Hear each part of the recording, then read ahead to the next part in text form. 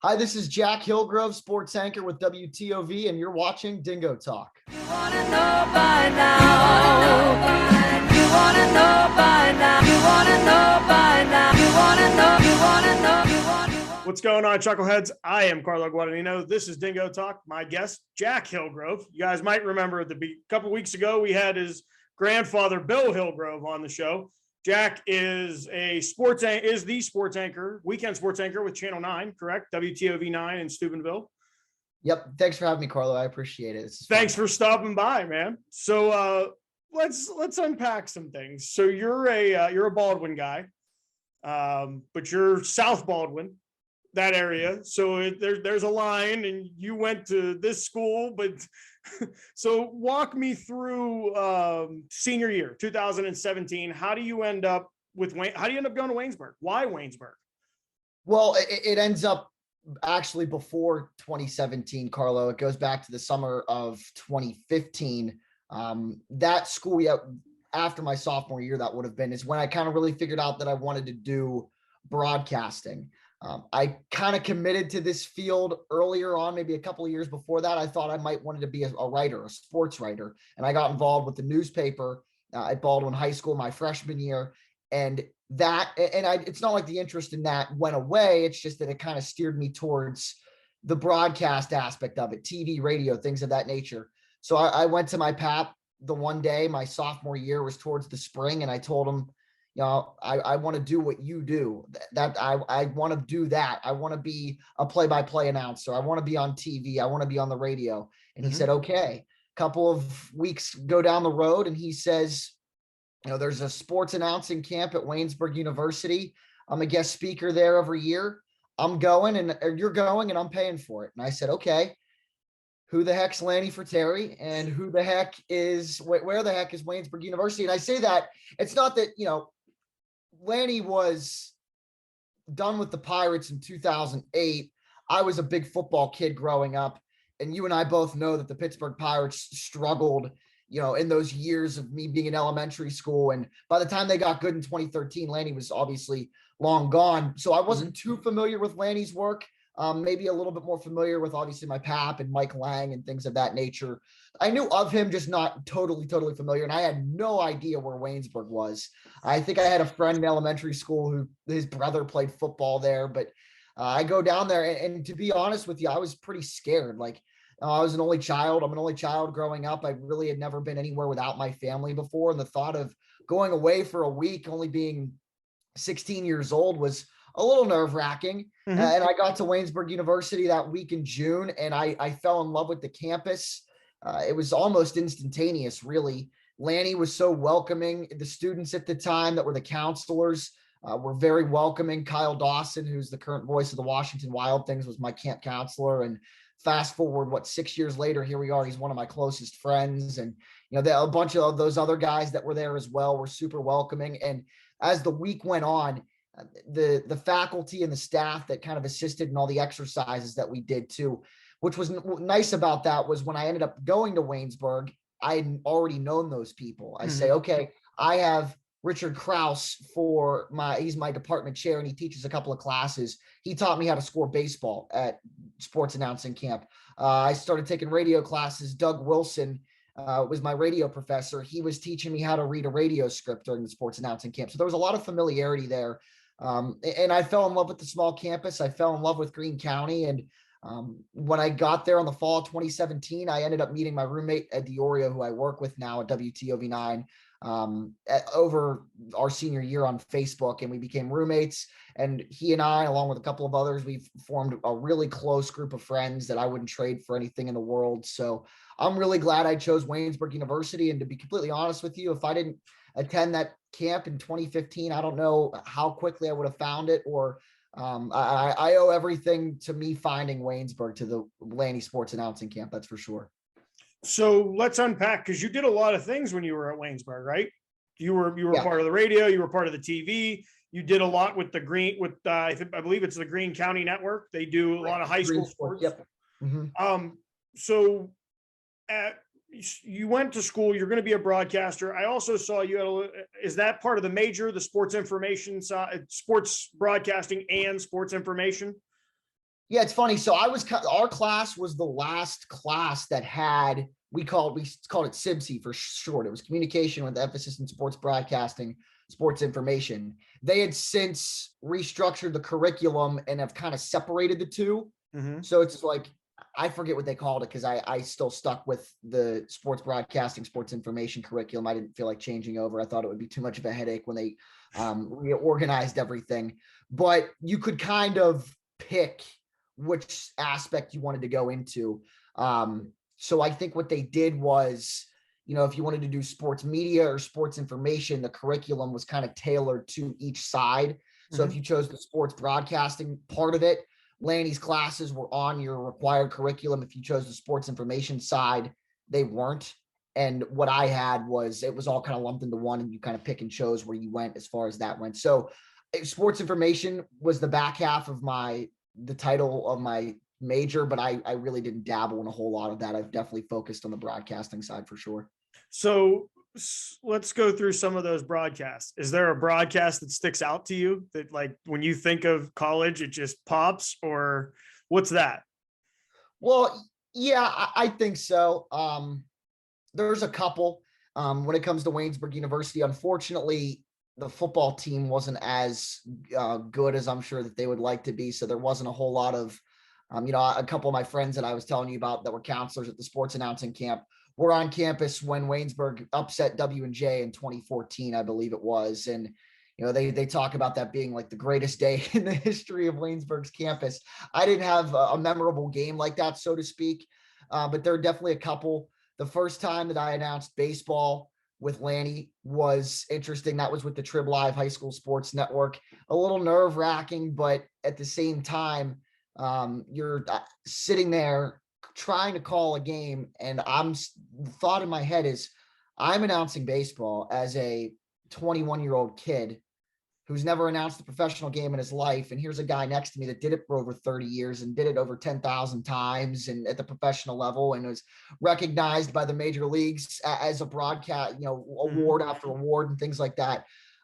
So as my mentor, it was also kind of a live critique session, because when we would do games, Lanny would go back and listen to them with us and critique us while we were in a one-on-one session. So doing the game with him, he's writing down stuff that I'm saying, and I could tell him glancing over. I'm like, what's he writing? What's he writing? And then we went over it after the broadcast. But ironically enough, that was the night before I started my internship with the Washington Wild Things as their number 2 broadcaster. And I am thankful for that. And while he might have ripped me to shreds on some things, and of course it was all out of the fact that he cared. It's not like he's a mean guy or anything like that.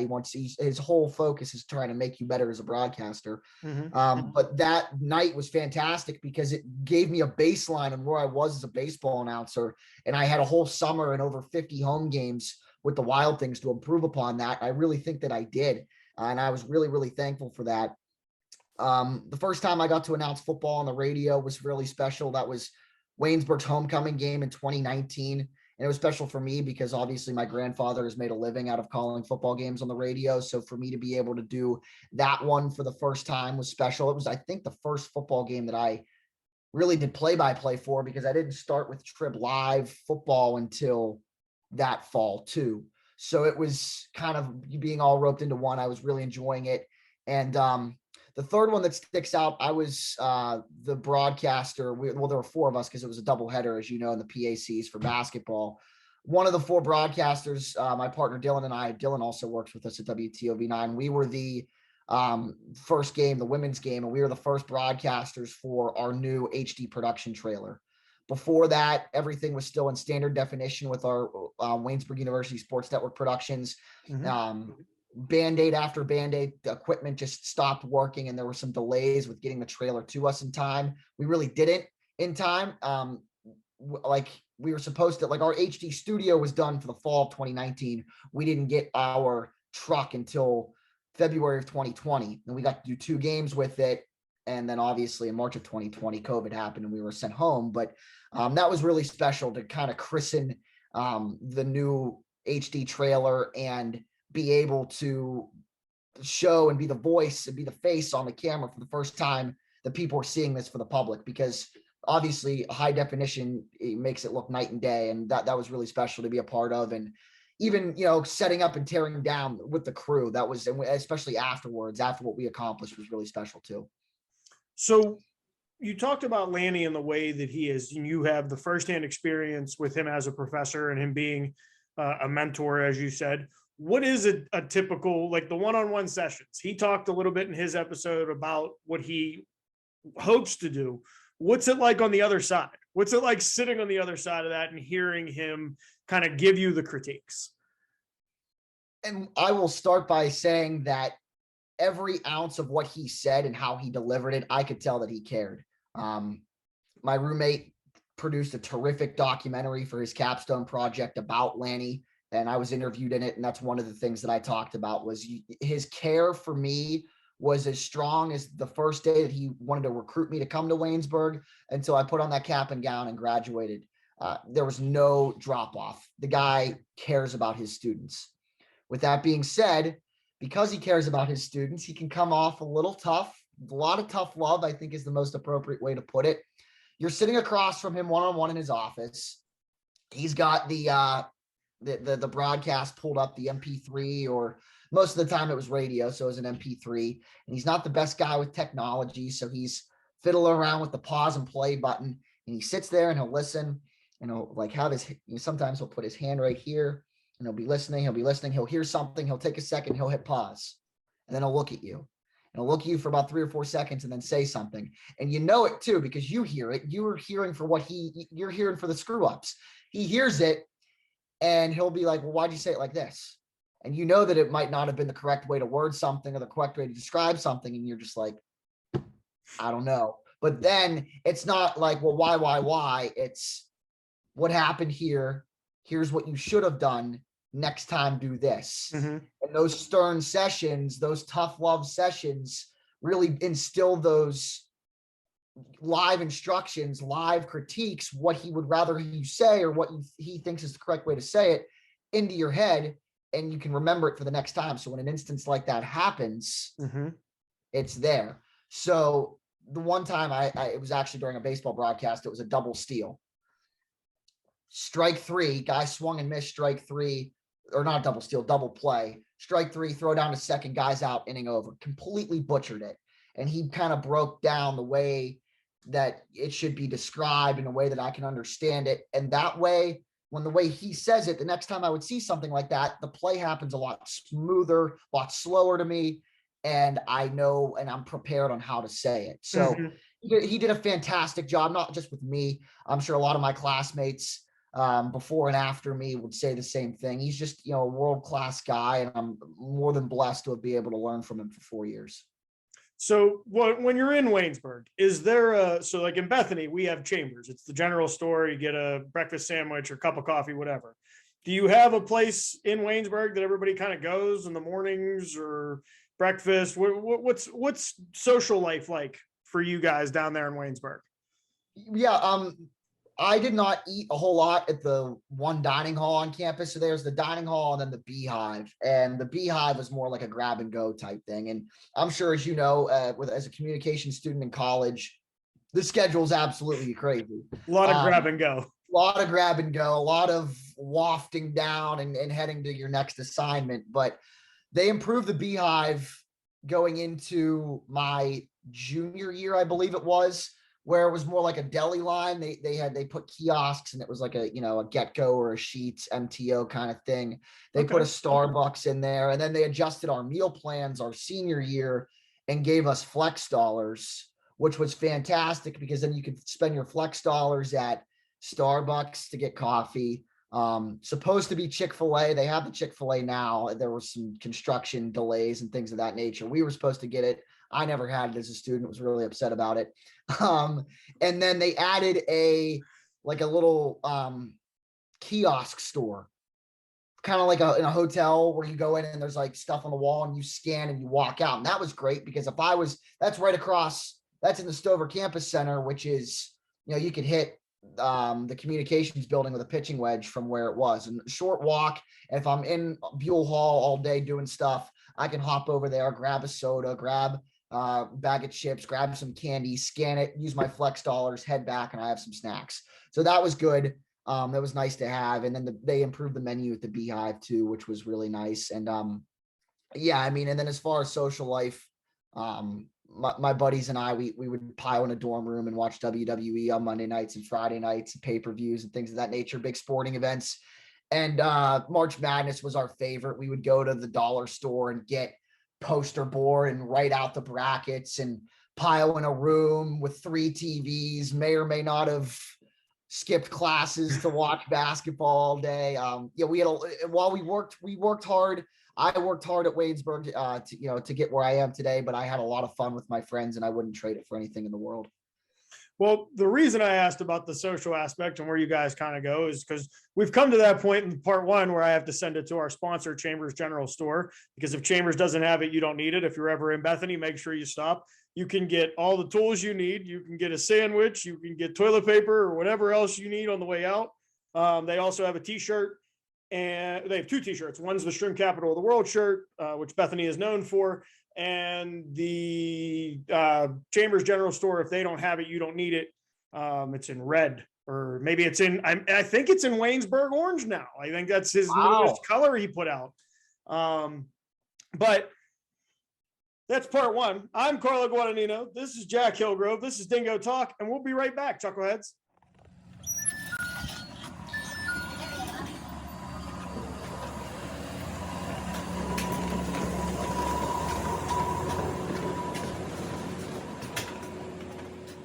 You're watching another exciting episode of Dingo Talk, recorded deep in the hidden lair in Bethany, West Virginia, where when you visit, make sure you stop by Chambers General Store. Grab one of our hot breakfast sandwiches made fresh all day. Don't forget the biscuits and gravy or one of the daily lunch specials. And if none of that trips your trigger, cold cut subs, sandwiches, and wraps made fresh all day to your order. Hey, and don't be the only alumni on the block that doesn't have the Chambers. If we don't have it, you don't need it t-shirt, or the latest edition of the Bethany, West Virginia Shroom Capital of the World in the psychedelic green. Hey, now back to you, Carlo. What's going on, Chuckleheads? I am Carlo Guadagnino. This is Jack Hillgrove. The show is Dingo Talk. In the first part, we talked to Jack about being from South Baldwin, making his way to Waynesburg. We didn't bring up the fact that he never had the makings of a varsity athlete, but I'm sure we'll get to that eventually. So let's talk about some internships, because for specifically our degrees, that's where you make you get your teeth kind of sharpened. You started with the Wild Things. That was your first internship. How did you end up going to that? The Wild Things in Waynesburg University have always had a great relationship. In part one, I was talking about our sports announcing camp. The culmination always of the sports announcing camp, because it runs Monday to Friday. They leave on Friday, but Thursday night, the campers, they take the Waynesburg truck up to the Wild Things ballpark and they broadcast a couple of innings of a Wild Things game. And you kind of prepare all week for that. So the university and the organization have had a great relationship. My good friend I was talking about in part one, Kyle Dawson, their award-winning broadcaster, was the voice of their team in 2019, had been for a couple of years at that point, posted the internship. And, despite him being my friend, I still had to go through the process. I still had to, interview. I still had to submit my tape. Mm-hmm. And he told me after I got the job, after I was awarded the internship, because obviously with my grandfather announcing football and basketball, my first passions are football and basketball. So I told him he's like, talk about your interest in announcing baseball. And I said, to be honest with you, baseball would probably be like the third most one I would want to do for a living. And then after I awarded the internship, Kyle told me, he's like, to be honest with you, when you said that, baseball wasn't like a huge interest in the way that you worded it, it was, kind of a turnoff. And I'm like, okay, constructive interview tips and things of that nature. It was really great. And then, yeah, I started with them for their season in 2019. A good buddy of mine that graduated a year ahead of me, Mitch Montani, had my internship in 2018 when they were a game away from winning their first Frontier League championship.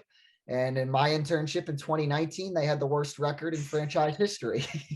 But, it was still a very enlightening experience. Like I said, Kyle's an award-winning broadcaster. He's terrific, not just as a play-by-play guy for baseball, but he And I'm sure you know too that you're a one-man operation in the Frontier League when it comes to media. He's producing the game notes. He's contacting with other teams, broadcasters, and coordinating things that way, being accommodating to visiting media, because there's been instances like that where writers from teams out of town will come in, like I said, producing game notes. And, his job in the front office with the Wild Things too. He just got promoted.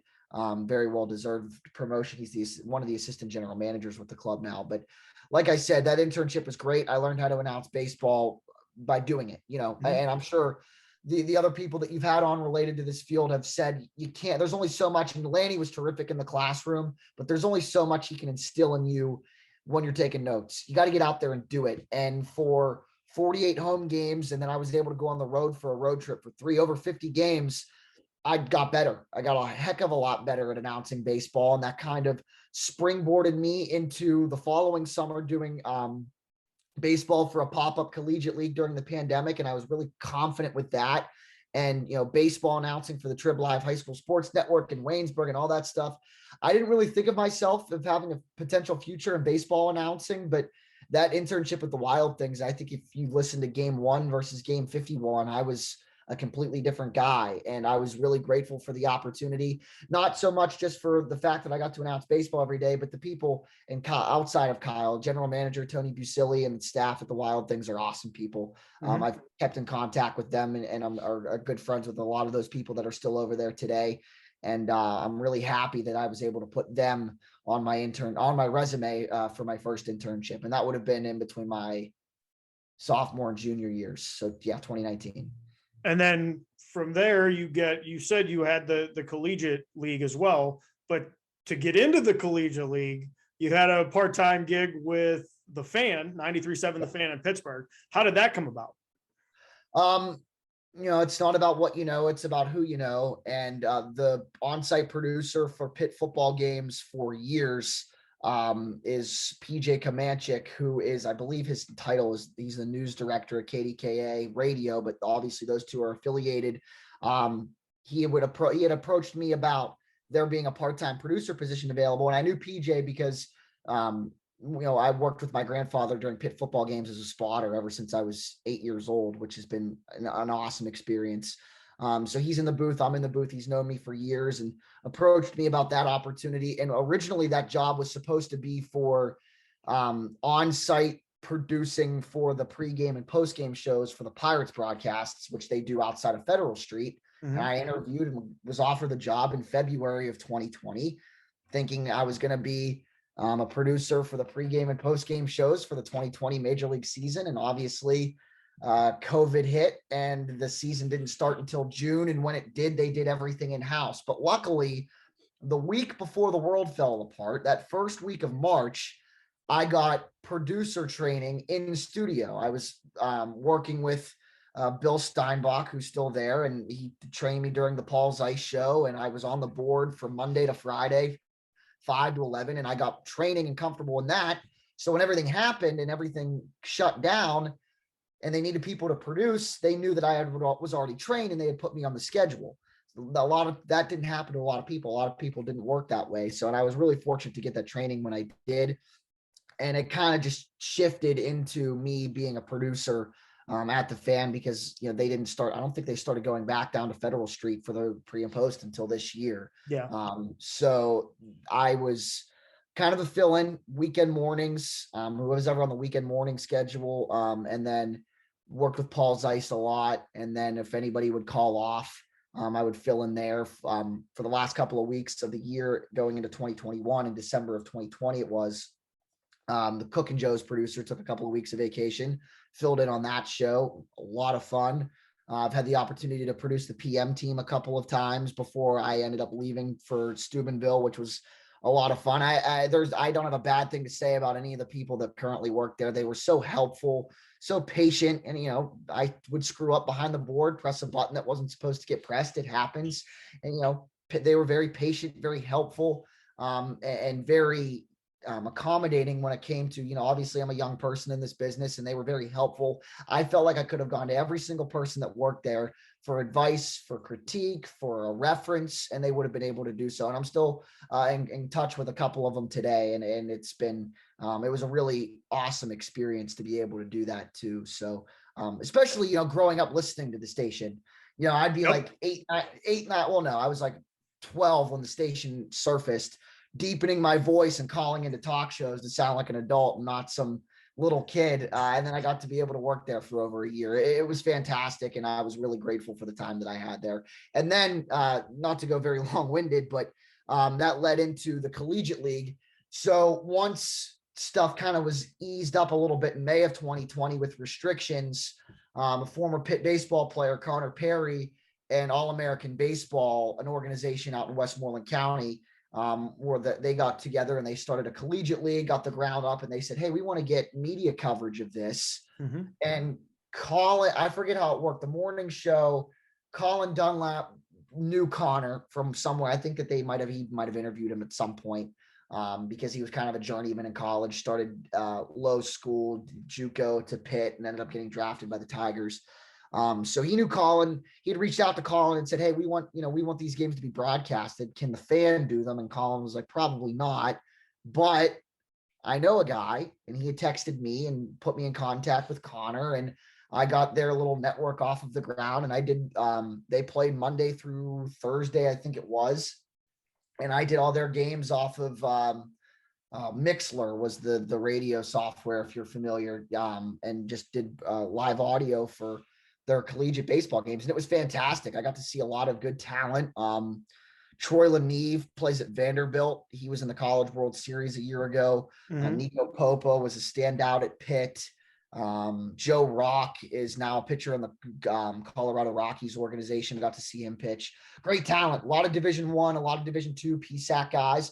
And it was cool too, because there were some high school kids coming in, that were going to be either seniors in high school or just got out of high school, getting ready to not playing college ball yet, going up against Division I guys. And a lot of them held their own, and it was a lot of fun to do. And of course, I was able to get my chops in during a time when it didn't look like that. If you would have told me, when I got sent home from college in the middle of March of 2020 that I'd have the opportunity to announce baseball this summer, I would have said, you're crazy. There's no way, but I got to, and it was fantastic. So shout out to Colin Dunlap for putting me in contact with those guys to make it happen.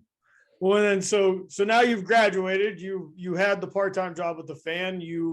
As you're finishing that up and you make the move to Steubenville. Why the move to Steubenville? And then also congratulations, because I know roughly about a month ago, 2 months ago, you moved to full-time on the weekends, correct? Yeah. So congratulations on that. Appreciate it. Yeah. So college, especially my spring semester, my senior year, because I was the executive producer of our sports network. And I was telling you before we started part two that my schedule was nuts. Like the PAC had moved all of its athletics into the spring of 2021. So we had 9 basketball broadcasts into 3 home football broadcasts. And I was just gassed. The pandemic took a lot out on me too. The lockdowns, virtual learning. I kind of told myself, and I was very comfortable at the Fan. I was getting the hours that I had liked. My parents weren't in any hurry to kick me out of the house anytime soon. So I knew that I could graduate from college, work my 3-4 days a week at the Fan, and kind of take a little bit of time to figure it out and go from there. Mm-hmm. My friend Dylan Cleland, who again works with us at WTOV-9, graduated in December. He was, I forget his timetable, but ended up, long story short, accepting a job offer with WTOV as the weekend anchor I think at around the beginning of June. And by this point, this is only a month after we'd walked for graduation. So, I'm happy for Dylan, but I'm kind of still set on what I want to do. Mm-hmm. And then from what I might have been able to understand during the hiring process is that they might have had a hiring freeze get lifted. And our news director was reaching out and receiving applications for multimedia journalists, and has a great relationship with Lanny. At the start of, when I started at WTOV last July, we had 9 Waynesburg alums working at the station. 3 reporters, a couple of videographers, and a couple of directors and master control operators too. And a couple have since left for greener pastures, but we had just hired, one of them was an intern turned into a part-time MMJ, and one's now a director. So there's a great relationship there with Lanny and the comm department and our TV station, which is awesome. Our news director knew that. And I get a call. I'm sitting there one night at 9 o'clock, I think, watching the Pirate game or playing video games or something. And Dylan had already been working there for a couple of weeks. And it's a 740 number. And I'm like, oh, Steubenville. Okay. Well, Dylan works in Steubenville. Pick the phone up. I say, hello, this is Jack. And it's my trademark thing when I answer the phone and I don't recognize the number. Hey, Jack, this is Don Sloan, news director with WTOV-9, blah, blah, blah. And we start having this conversation, and it was a very relaxed conversation. Don's a great guy. I'm really fortunate to work for him and Tim McCoy, our general manager. It's a great place to be right now for me. And I couldn't be happier with where I am. And then towards the end, he had talked to me about and kind of invited me to apply for one of the open MMJs. And I'm like, oh, this is pretty cool. Dylan works there. And then towards the end of the conversation, Don's like, yeah, it's a little late now, but I think I'm going to reach out to Ed DiOrio tomorrow. And I'm like, oh, okay. Ed DiOrio, Dylan Cleland, Jack Hillgrove. We were the Three Stooges, the Three Musketeers. If wherever one of us was, the other one or both of us, we were inseparable in college. Best friends, still are to this day. And the way things worked out, Ed signed to be a MMJ. I signed to be a multimedia journalist. Dylan was already here. And about a month later, Dylan's about a month onto the job, and Ed and I start around the same time walking into the building together. And it's funny because, we're bawling our eyes out the night before graduation, like, never going to see you again. Jig's up. We're done. We're going to go our separate ways. You know how the business works. You never know who's going to go where. A bunch of people that I know that have left and gone across the country, even for work. So those possibilities are in the air. I'm thinking, I'm not going to see them as frequently as I am. Month and a half later, we all work together, and I live with one of them. I don't live with Dylan because Dylan had already moved out here before Ed and I were in contact. Ed's room's across the hall. It's a great place to be. And I was in news for 8 months, give or take. And then once our Belmont County, Ohio bureau reporter left, Ed and I kind of tag teamed the bureau and coverage down in Belmont County for a while. And then at the start of 2022, I was down there 5 days a week from January until about the end of March, early April. And I come back from the Belmont bureau, and I was doing sports, fill in. I was able to anchor sports over Christmas when the weekend guy at the time and our sports director, Rob, were off over the Christmas holiday. The way it shook out the one weekend, crazy basketball coverage in March, I was able to anchor on a Saturday then too, covering football, covering basketball, covering baseball once or twice a week. So they knew that I was familiar with sports. And I come back from a day in the news bureau in Belmont County, and Don Sloan takes me into his office and says, the weekend sports anchor job is going to open. Are you interested in applying for it? And I was like, yes, because sports is where I want to be.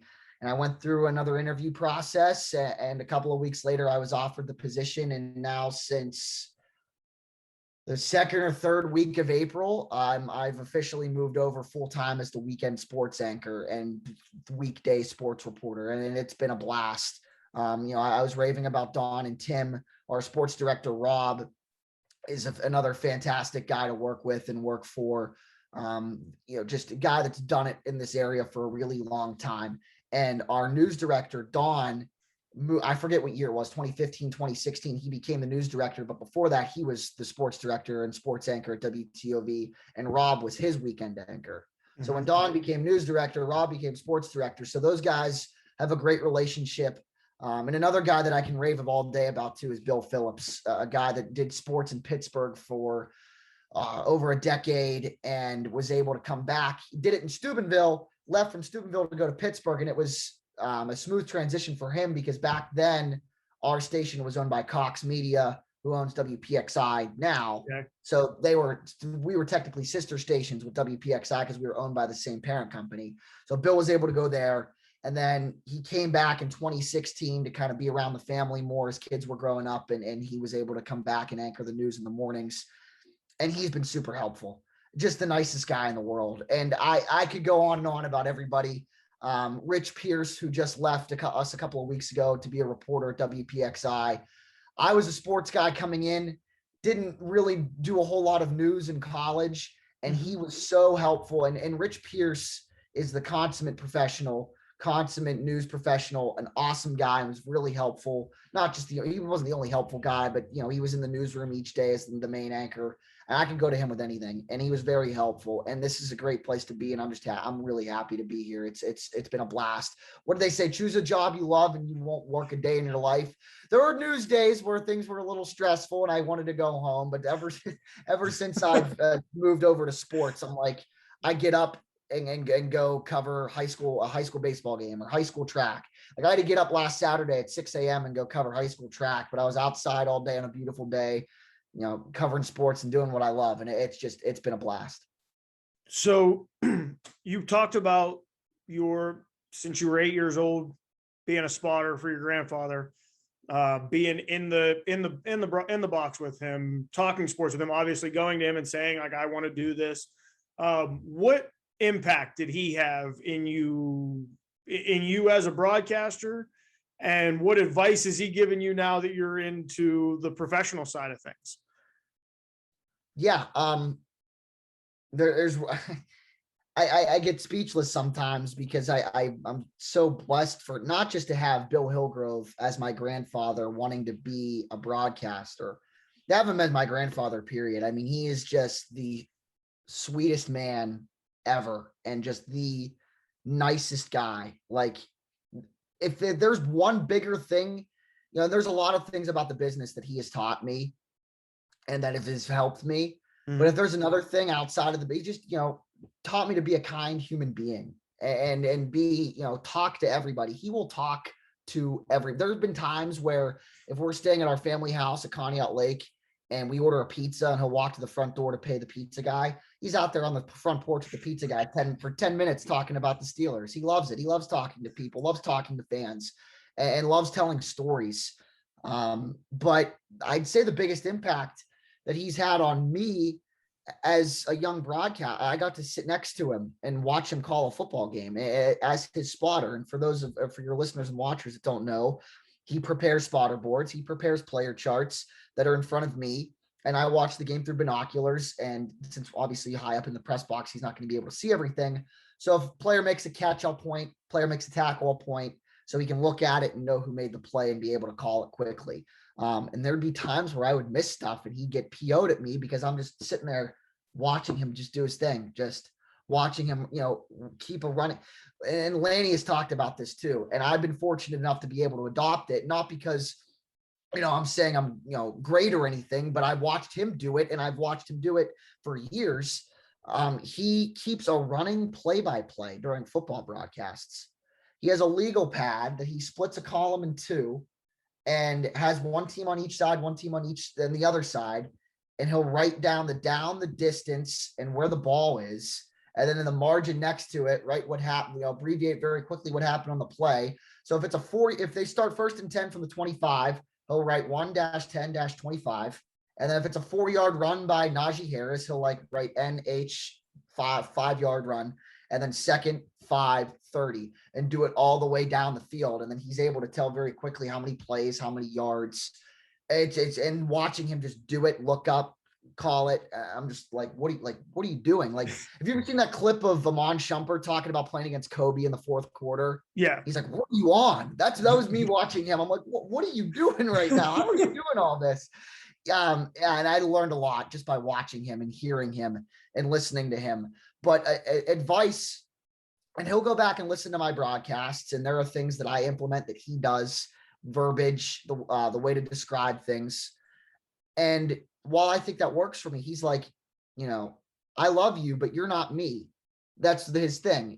His biggest advice, not that he just gives to me, gives to everybody. You are you, be yourself. If you try and spend your young career imitating Jim Nantz, Bob Costas, Bill Hillgrove, Laney Fratteri, whoever, that's not you. And you won't be able to find your identity as a broadcaster. So find things that work for you and become yourself. Don't become me, so to speak. Don't become my grandfather, become Jack Hillgrove. Don't become Bill Hillgrove, because you got to be yourself. And I'm sure you've heard that advice too. You can't succeed in this business without being yourself. And that's just been the biggest advice, not that he's just given me, but Lanny and other professionals too. So on the advice path, you're talking to a 18, 19, 20-year-old kid. They're trying to make a decision on where they want to go in the communications field. It's going to be in broadcasting. What is your advice for them? Go to Waynesburg and learn from Lanny for Terry. It's a good pitch. It's a good pitch. Yep. I could rave up and down about my time at Waynesburg, and there's a bunch of institutions across locally, especially around Pittsburgh. Obviously Bethany, Duquesne, Robert Morris, Pitt. As of late, the last couple of years, they've become, with their studios, they've become a pretty solid choice there. And then out this way, Ohio U, Kent State. There's a ton of institutions. Find what works for you, where it works for you, and get involved. Be a pest. Be annoying. Be that freshman on campus that, not annoying in a sense where people might not like you, but find out who the general manager of your college TV station is, find out who the general manager of your college radio station is, and what you can do. The student editor of the newspaper, find out who they are, meet them, shake their hand, make your presence known, and ask them, what can I do? And do it, and just simply do it and progress. It was a little bit easier for us at Waynesburg as underclassmen to do that because of how small our department was, and we just knew everybody. Mm-hmm. But I would not have been able to go and be where I am today and do what I did at Waynesburg without, by just going to class and going back to my dorm room and listening to music or playing video games. I got involved with the TV station, working crew, got to be talent when I could as an underclassman, got an hour shift in the radio booth, wrote a couple of articles for the student newspaper. Flash forward 2 years down the road as a junior and an upperclassman in a leadership role. I'm the sports director of our new radio station, leading our student broadcasts for greensports.net, a Trib Live affiliate. And then a year later, I become the executive producer of the sports network. And I'm one of the top leaders in the department. And it's all because I got involved.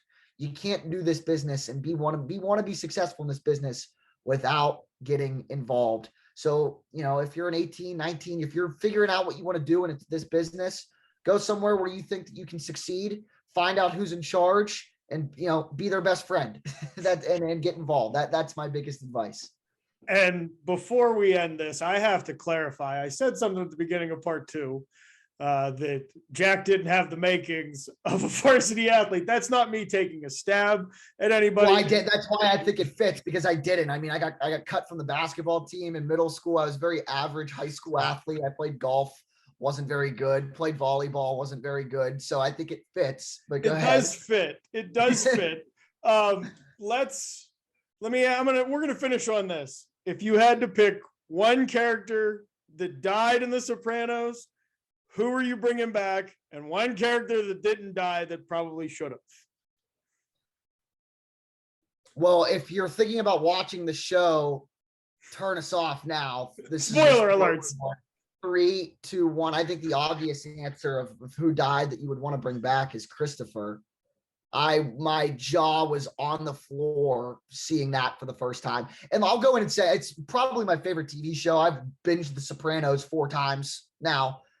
And it's the ending is so popular and so controversial. I knew the way that it ended, but the way that I saw everything leading up to, it was like seeing the ending for the first time. Mm-hmm. So I didn't know anything in between. I didn't really know a whole lot about the characters. I knew who Tony Soprano was because James Gandolfini's an icon. But I'd have to bring back Christopher. And I'm trying to think who's there at the end. It's AJ for me. AJ could have just... Really? Yeah. Pretty annoying. You're Tony Soprano's kid, and you're just the whiniest little thing. Yeah. I think the argument there too is just like, obviously Tony Soprano's biggest antagonist is himself with all of everything that he goes through, mentally, with visits with Dr. Melfi. And I think AJ's just lack of interest in life, I guess is the best way to put it, is another layer to Tony Soprano that just makes him break down and have those panic attacks. So I think that his character's value there. But if you're going to look at like people that have that impact on him, Carmela and obviously his mother outweigh AJ in that regard. That's a good one. Maybe like little Carmine. He got annoying. And they didn't really write him off. He was. I didn't really do much for me. Patty Parisi could have gone too. Well. The conspiracies that I've read say that if Tony was killed at the end, it was Paulie and Patty teaming up to take him out, and that way they could re-amend their relationship with New York and start from scratch. I think it's the greatest TV drama ever, and I might be biased. Like I said, I'd show you guys. I'm going to. This is my bedroom in my apartment. There it is. You can see back there. It's the 5 of them. That's a custom flag that I ordered.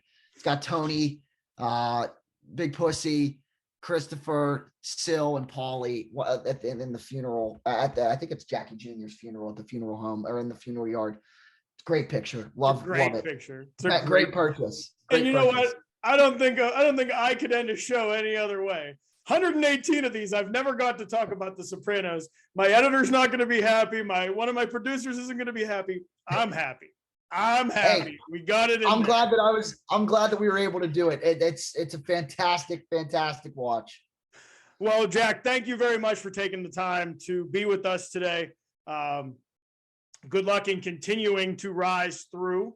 You can find us on YouTube, Spotify, Apple Podcast, and iHeartRadio, all at DingoTalk. Twitter, TikTok, Instagram. The Instagram is dingo_talk because somebody had the name before us.